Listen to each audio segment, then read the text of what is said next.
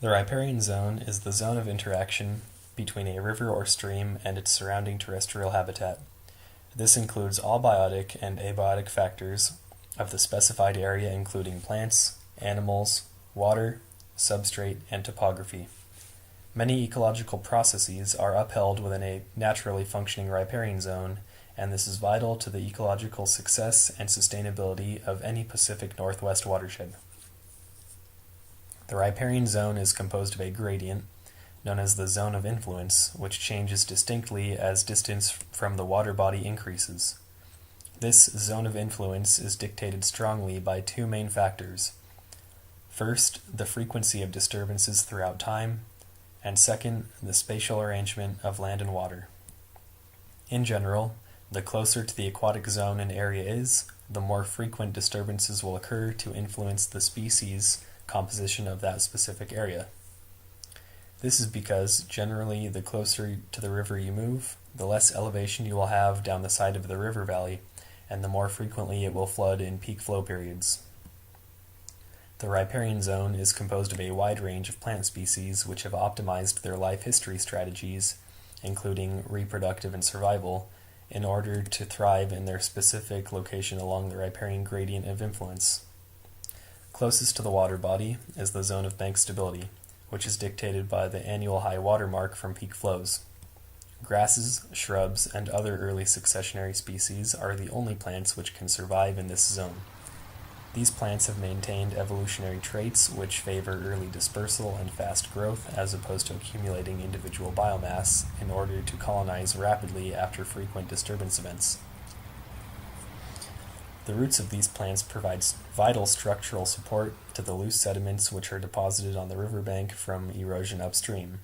Without these grasses and shrubs, the bank sediments would quickly wash into the water, eroding away at the surrounding topography and depositing these small sediments into the water, making it more turbid and less environmentally friendly to the fish which may live in it. These pioneer plant species also fixate nitrogen for the next phase of succession, which occurs slightly further away and more uphill from the zone of bank stability. This next zone further uphill from the water body is the zone of coarse, woody debris and litterfall, as well as shading. This area is composed primarily of deciduous trees such as maple, black cottonwood, and alder in the Pacific Northwest. This zone keeps the water and understory cool with canopy cover.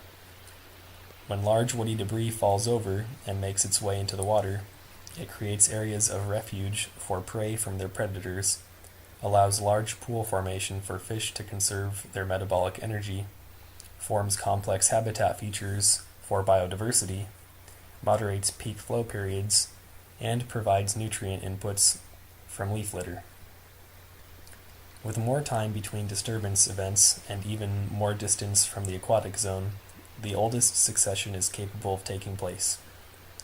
Following the zone of coarse woody debris is the zone of habitat, flow and filtering of water, organic matter, and sediment and nutrient filtration.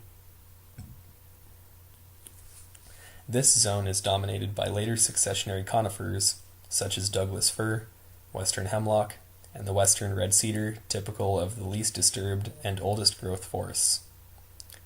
Old growth forests are the most productive of all the forest types surrounding a river and are vital to the Earth's carbon budget and regulating large-scale environmental systems.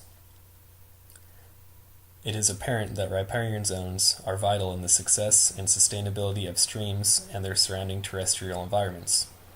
This is why so much of modern environmental restoration work is centered around the upkeep of the riparian zone and its proper functions.